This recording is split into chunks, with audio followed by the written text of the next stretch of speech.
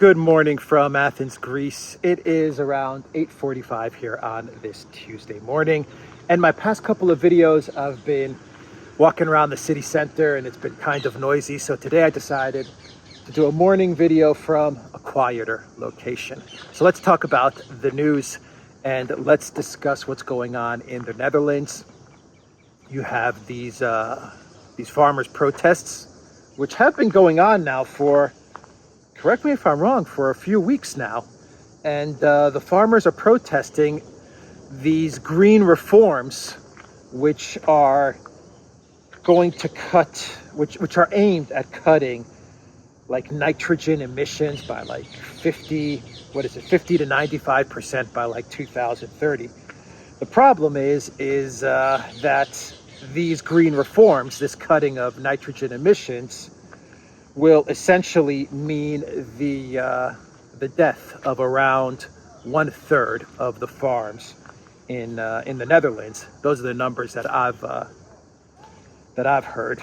So farmers, livestock, their livelihood, everything will just be completely wiped out from these nitrogen green reforms that the government is putting into place. And so you've had Dutch farmers. They've blocked the borders. They've blocked off supermarkets.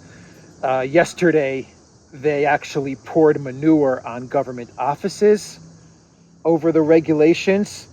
Here's some tweets here. Dutch farmers protesting outside the home of the Minister for Nitrogen and Nature Policy against the government's plan to target the livestock sector with nitrogen emissions cuts. The plan could see up to a 30% reduction in livestock farming and farms out of business. And here's another tweet. The Dutch protesters are pouring manure on government offices, flooding streets, and becoming altogether ungovernable. The uprising is in response to the WEF-controlled government shutting down farms to, quote, save the planets. WEF plan to save the planets, yeah. It seems like the entire Great Reset has been pushed up. You know, they had this 2030 plan and things seem to be moving pretty much according to their time schedule. But now all of a sudden, it seems that the war in Ukraine, de-dollarization, everything that is going on has economic collapse has actually pushed Klaus Schwab and his cronies, of which Mark Rutte has actually gotten awards from Klaus Schwab. I mean, he's from the Klaus Schwab WEF school. All these guys are pushing their 2030 agenda way up, and now it seems like it's a 2025 agenda or something like that. But obviously, this is going to cause a tremendous amount of hardship on farmers in the Netherlands. But even more so than that, cutting 1/3 of the farms in the Netherlands is going to lead to a massive food catastrophe, I imagine. 1/3 of the farms, livestock, 1/3 of the livestock, 1/3 of the food supply wiped away, completely just decimated. It's going to lead to an implosion in food supplies in the Netherlands, which will mean an implosion in living standards and quality of life in the Netherlands and in the European Union. And this is not a good thing. And sacrificing the country on this green ideology is just, I was going to say reckless, but it's evil. It's evil.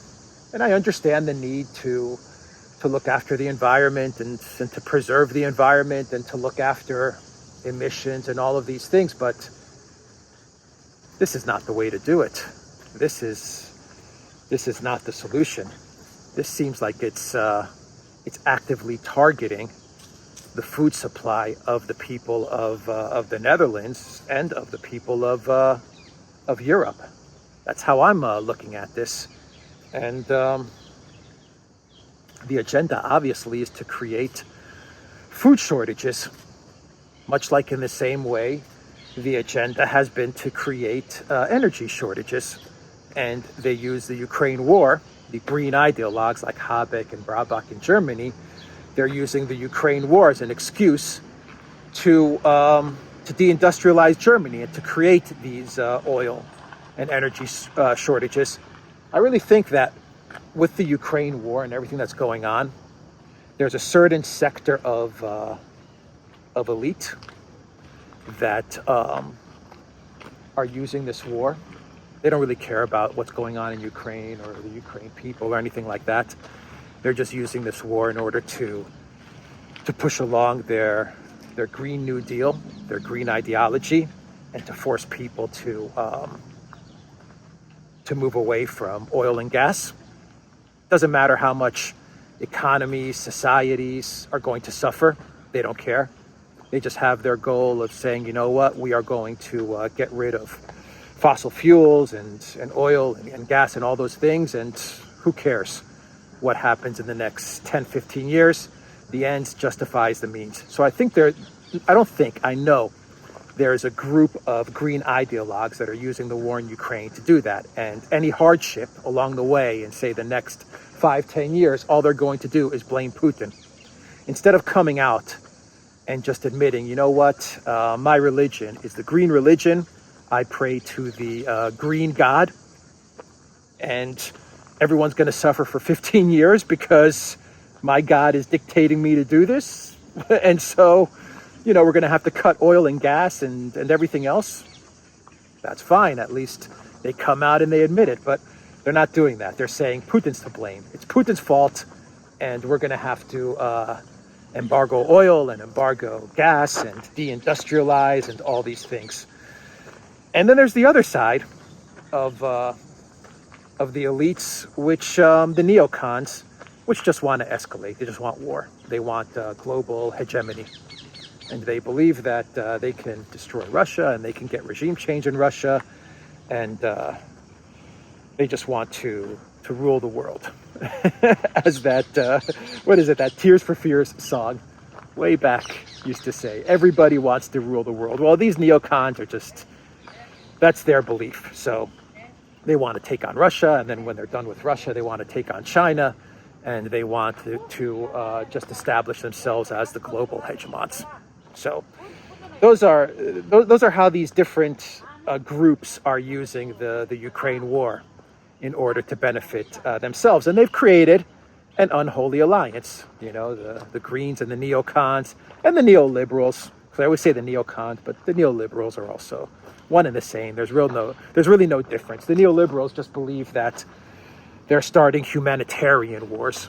They believe in humanitarian intervention, while the neocons are just like, we just want to take things over and break stuff and just rule over everybody. But they've created this unholy alliance, and they're accelerating the plan. It seems the Greens are. The entire green Klaus Schwab Great Reset agenda is now accelerating. It's not the 2030 plan anymore. That's for sure. It seems like it's become the 2025 plan, and that's what's happening in the Netherlands, and that is what is happening in Germany as well, because you had yesterday the economic data that shows that Germany actually posted a trade deficit in May. Germany posted a foreign trade deficit of 1 billion euros, or $1.04 billion in May, according to official figures released on Monday. According to the Federal Statistical Office, the country's exports and imports rose 11.7% and 27.8% to 125.8 billion and 126.7 billion respectively year on year in May. On a monthly basis, Germany's exports saw a 0.5% decline, while imports rose 2.7% in May. Now, we've been saying at the Duran for a while now, actually think we have videos with this exact title. the deindustrialization of Germany. That is what we are seeing. And in the case of Germany, it is the Greens, the green ideologues, more than the neocons that are driving the agenda. I believe in the US, it's more the neocons that are driving the agenda with regards to this whole new Great Reset, New World Order kind of thing that they have going on, and taking on Russia and all of these things. I think it's more the neocons that are driving the agenda in the US. In Germany, I think it's the flip side. It seems to be more actually, let's go this way. It seems to be more of the Greens, the Habecks and the Brabaks, that are driving the agenda to the globalist Great Reset plan. But either way, they are deindustrializing Germany. It's happening. It's been happening for a while now. And it doesn't look like it's going to be stopping, because Olaf Scholz doesn't seem to have the power to stop it. He showed a little bit of backbone, or he's showing a little bit of backbone with regards to Kaliningrad and putting the brakes on Lithuania. But when it comes to Brabak and Habeck, I don't think Scholz has it in him to get them to shut up. I just don't see it.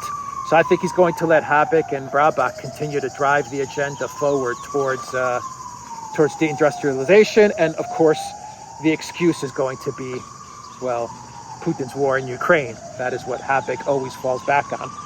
And you even have German banks now, according to Bloomberg, that are preparing for energy-related defaults. German lenders are reportedly hoarding cash to support businesses if Russia halts gas supplies.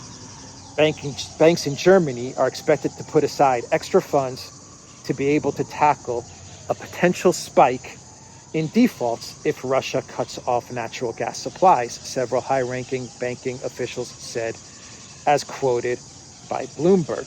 Deindustrialization, that is exactly what we have going on. And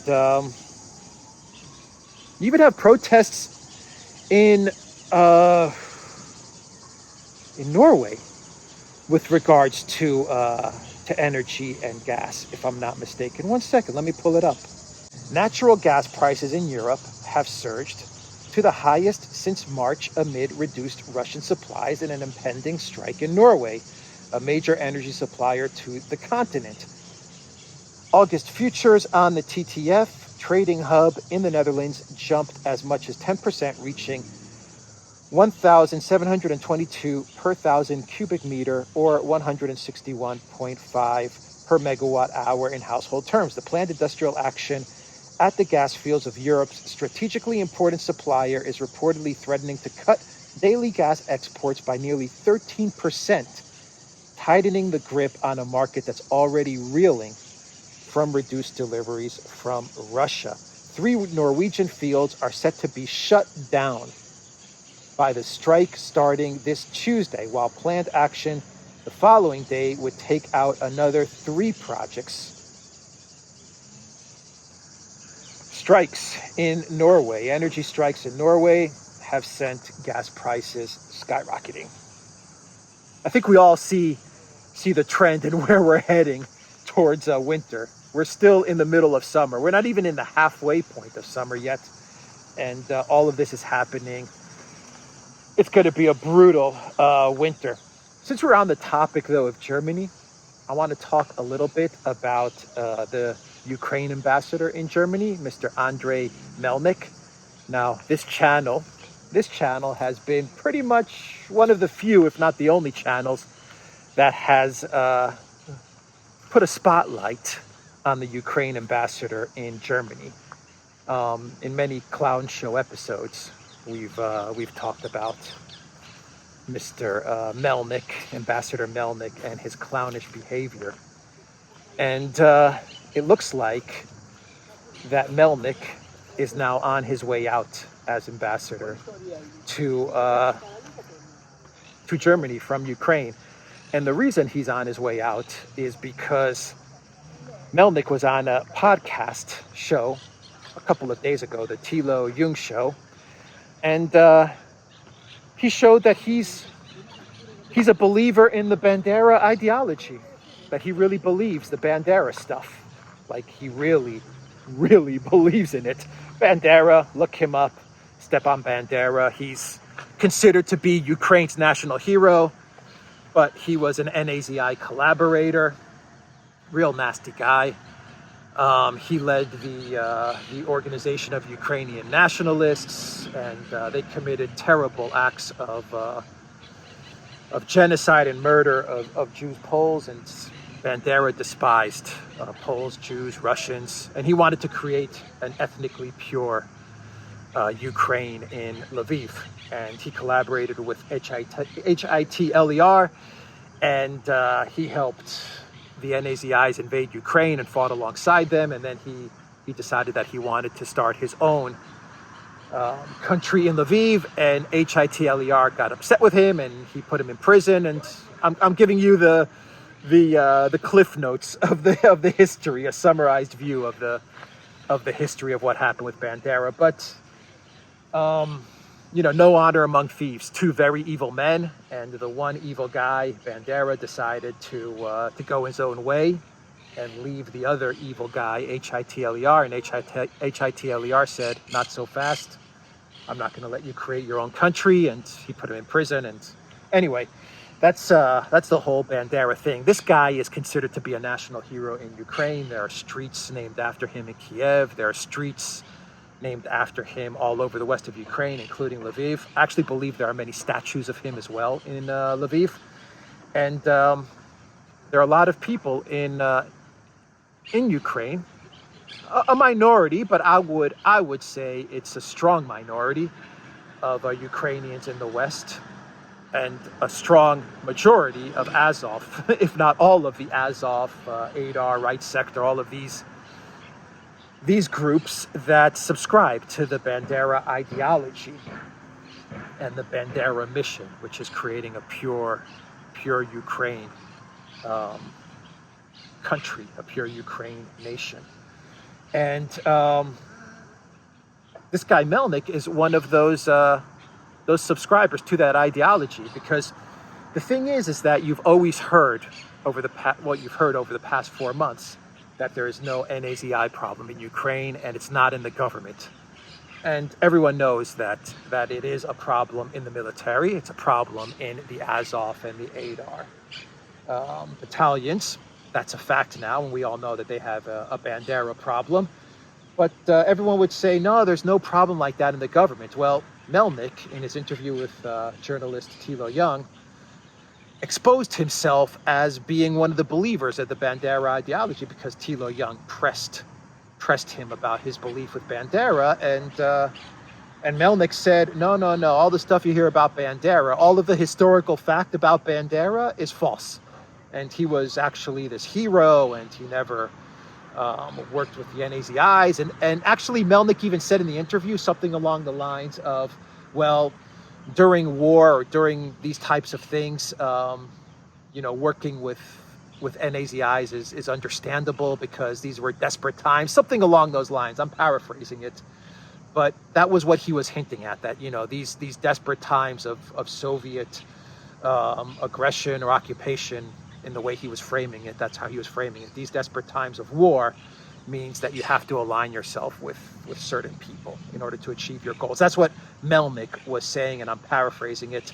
But what I will do is I will put a link to the interview from Thilo Jung, the German podcaster with Melnik. Anyway, he made all these comments, and that means that you do have Bandera supporters in the Ukraine government. You do have these people very high up in the Ukraine government.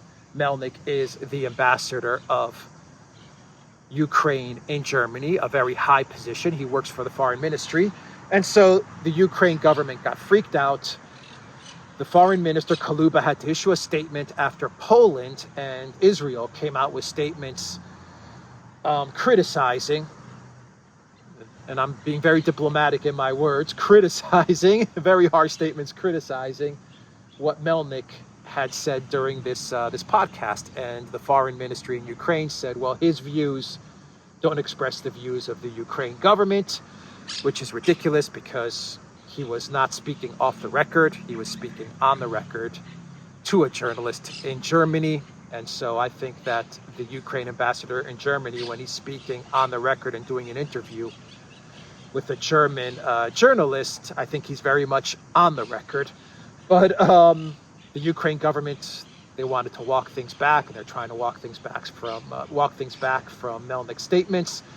And fast forward to today, and you have the Ukraine government now looking like they're set to recall the Ukraine ambassador Melnik from Germany and bring him back to Ukraine and put him in some sort of desk job in the foreign ministry. So I kind of went off a little bit on a tangent, explaining a bit of the history and what's going on there, but it's relevant. It's relevant because it directly ties into the denazification goals of Russia, or at least the goals that the Russians give with regards to the SMO, and it shows that the Ukraine government does have a Bandera ideology problem. They definitely have a Bandera ideology problem, as exposed by the German journalist Thilo Jung during that interview. And proof to that point is that the Ukraine government is now going to recall their Ukraine ambassador in Germany. So they're kind of admitting that this guy Melnik is a problem. He's a problem, and we have to get rid of him. Olaf Scholz should have expelled him. I said 2-3 weeks ago when I was in Thessaloniki, I said Olaf Scholz needs to expel the Ukraine ambassador in Germany, because all he does is he ridicules and makes fun of the German people and of German society and of the chancellor and his administration. And Olaf Scholz was just too weak to do it. It goes back to what I was saying about Scholz being weak to the Greens. He's just too weak. He doesn't have a backbone. He should have expelled Melnik 2-3 weeks ago, and then you wouldn't have had this problem. So anyway, I went off a bit on a tangent there, but I hope it was helpful. I hope it was helpful. So look, you have in Ukraine, you have a lot of the conscription looking for men of military age, 18 to 60. Really ramp up, and I'm getting all kinds of videos and articles and messages on Telegram and all kinds of things showing that the Ukraine military is desperate to find more men to feed into the Donbass, and I hate to use this word, the Donbass grinder, because that's what it's become. And I just can't think of a different word, but they're looking for military-aged men all over Ukraine, including the west of Ukraine, to send into the Donbass and to send them towards their certain annihilation. And I thought this article was interesting because they're looking at churches, and they're doing that in the city of Lviv. Worshippers were told to go to military enlistment offices while at a church on Sunday, a Ukrainian politician claims. Officials were handing out conscription letters outside of a church in the western Ukrainian city of Lviv on Sunday, a member of the country's parliament said. Ukraine declared a general mobilization of men aged 18 to 60 shortly after Russia launched its military campaign against the country in late February. The law does not specify where notices must be handed out, but they all must be served in person. Nikolai Knanitsky, a member of European Solidarity Party, criticized the practice of serving posts at places of worship in a Facebook post. In Sunday, in Lviv, people are traditionally going to church, and someone had an idea to serve notices from military enlistment offices outside of church, Knanitsky wrote. Outraged priests are making phone calls. They have a reason to be outraged.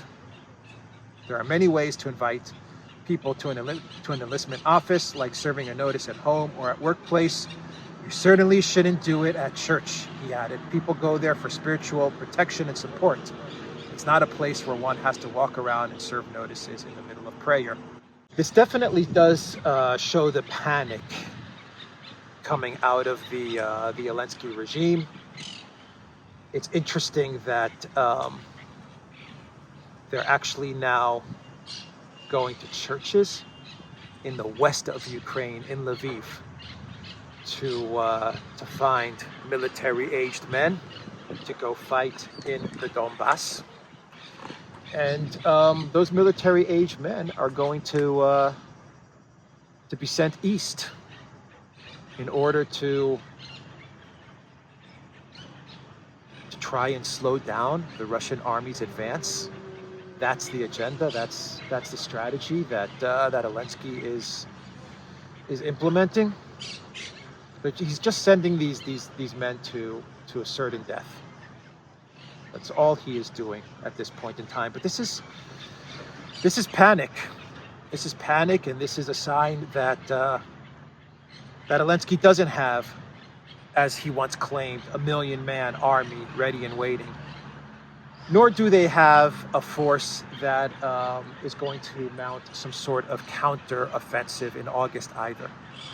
When you see stuff like this, when you see conscription at places of worship in the west of Ukraine, which up until this point has been relatively untouched, i.e. removing men, military-aged men from the west, removing them from their homes and sending them to the east to face certain death, there is no counteroffensive that's coming in August.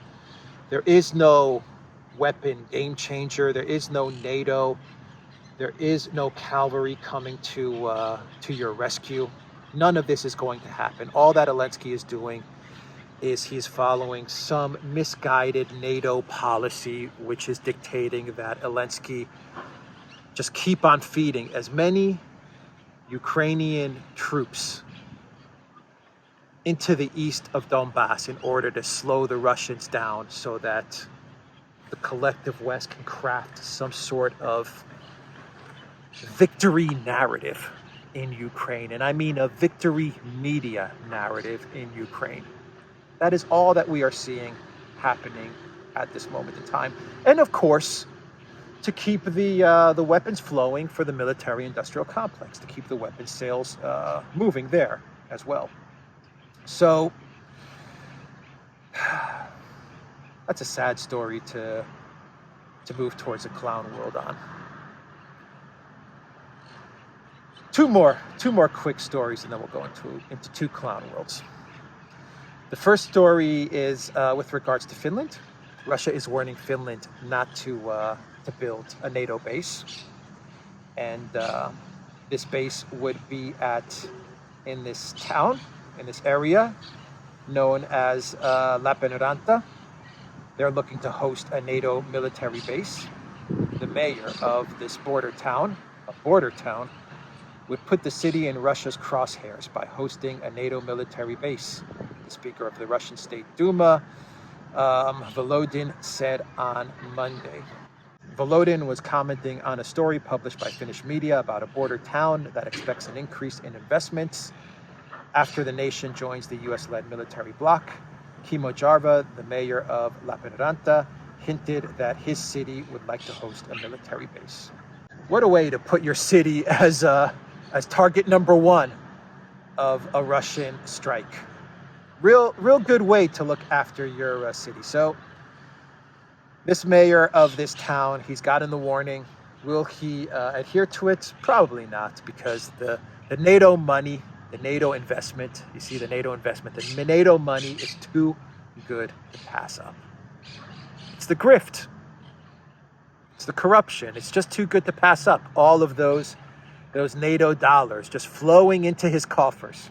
How can he pass that up? So they're going to look to host a military base right on the borders. And of course, Russia is going to escalate, and they're going to move big, heavy, shiny weapons right there on that border, pointing right at this Finnish town. The next story that I just want to talk about, because I was mentioning a lot about the energy, food oil, gas crisis that is plaguing Europe? Well, Russia is now India's top fertilizer supplier. So two countries that are working to weather and to get by this food shortage storm that is coming are Russia and India. And they have decided that they're going to do business and they're going to work together to make sure that both countries can get through the crisis that will be coming in the winter. Russia has become India's biggest supplier of phosphate fertilizers due to discounts it's offering amid the Ukraine-related Western sanctions, the Indian Express reported on Thursday, citing industry sources. According to the report, over the past 3 months, India imported 350,000 tons of diammonium phosphate, or DAP, a fertilizer that provides agricultural crops with phosphorus nutrition for the entire period of their growth. Imports came at just the right time as planting began for the rain season, which will peak in July, the publication states. Just the right time. It came just at the right time for India to benefit off of the misguided, destructive sanctions that the West has imposed on Russia, that is boomeranging back to destroy the collective West. Just at the right time for India to come in, strike deals with Russia, and to make sure that India is safeguarded from the food shortages that are going to plague the collective West. So I thought I would talk about that story real quick because it is a very important story, and I think it highlights what's happening in the BRICS in the East and what is happening in the collective West. We're seeing two very different paths going forward in these regions, aren't we? The East is taking one path towards safeguarding its energy and food security, and the West is taking a path of destroying itself. How else can you put it? Destroying itself in order to fulfill Klaus Schwab's 2025 now reset, green energy, neocon, go to war with Russia, go to war with China, this entire unholy alliance agenda that has formed. Saying that, let's move into our clown world. And I have two clown worlds here that I want to get to. And boy, are these two really, really good clown worlds. So the first clown world has to do with Snake Island. And we have reports that Ukraine, they have not raised their flag on Snake Island, but they've kind of thrown their flag on Snake Island. So this is a tweet from the Kiev Independent. Official Ukrainian flag dropped on Snake Island, but not raised yet. Natalia Humeniuk, a spokesperson for the Southern Command of Ukraine's armed forces, said earlier that a Ukrainian flag had been raised on Snake Island, from which Russian troops had been expelled on June. However, this is the next tweet. However, she later clarified her statement, saying that the flag had been delivered by helicopter and dropped on the Black Sea island. It's waiting for the arrival of Ukrainian troops, she added. I would be surprised if they find Ukrainian troops that reckless that they would actually volunteer to step foot on Snake Island and hoist the Ukrainian flag there, because anyone that steps foot on Snake Island risks of getting annihilated by Russian missiles. So what you got is a helicopter, I guess, kind of flying over Snake Island, dropping the flag and leaving. No flag was raised. And this tweet, check out this tweet that I'm going to put on the screen. This tweet came from like this this journalist at, I believe he's a journalist at the Washington Post and Foreign Policy and these types of neocon publications, neoliberal neocon publications. So he posted a photo. This is great.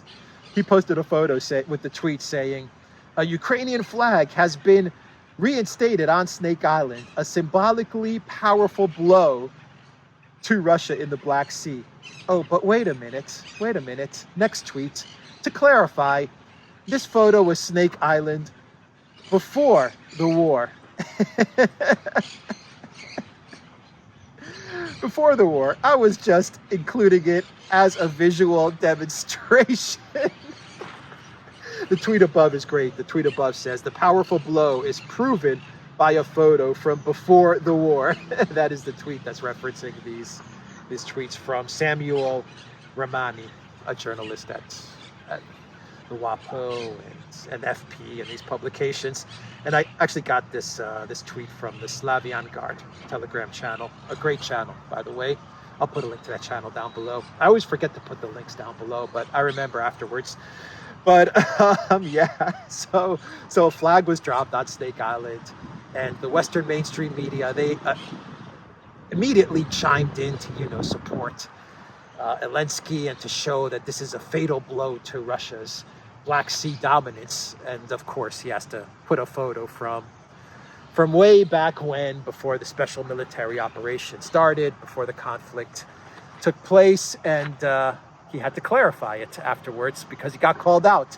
He said, but I was just putting a photo there just for demonstration purposes of a Ukraine flag on Snake Island. All they do is lie. All they do is lie, and all they are about is media spin. The Zelensky regime, NATO, the collective West, they're fighting a media. They've been stuck in a media war for 4 months now. Russia's fighting a real war. They're stuck in a war of narratives and media spin. Unfortunately, the tragic part about all of this is that their media war means that Zelensky and his goons, they enter churches in Lviv and they pull men out of Sunday prayers to send them to the front lines because they have to keep their media war alive. That's what this is about. They have to keep their media war alive. We did a show on the Duran yesterday, me and Alexander, and I said that for the collective West, it's difficult to hide territorial gains. It's difficult to hide that. And the mainstream media won't be able to hide territorial gains that Russia makes. But it's easy for them to hide troop losses and troop casualties. That's why we're seeing what we're seeing. And that's why the policy right now is to slow down the Russians. Slow down territorial gains, and we can cover up the human life lost. That is the strategy from the Zelensky regime and from NATO that is running the war. The NATO commander is running the war. Let's get to our final clown world and we'll wrap up this video. And this clown world, of course, everyone knows what this clown world is going to be. The UK embassy in Moscow has a new address. Take a guess. I'll give everyone 5 seconds. Take a guess what that new address is going to be, according to a vote made by Moscow citizens from the mayor's office. 5 seconds in the comment section down below. What is the new address of the UK embassy in Moscow? 1, 2, 3, 4, 5. If you guessed Lugansk People's Republic Square, you are correct. You are a winner. So the U.S. Embassy, the Donetsk People's Republic Square, that is their address. The U.S. Embassy, of course, they couldn't stomach the fact that their embassy was located in Moscow at an address saying Donetsk People's Republic Square. So they now actually put the geographical coordinates instead of the actual address on their website. The U.S. just couldn't stomach it. And so now you have the mayor of Moscow and the citizens of Moscow. They have voted to now make the UK embassy's address the Lugansk People's Republic Square. What an amazing troll this has become. let's see what the UK ministry does. I will put a massive bet. I don't know what I'll bet, but I'll make a bet that the UK ministry does as the US embassy, and they decide to put the geographic coordinates of their embassy on their website instead of the actual address, which is Lugansk People's Republic.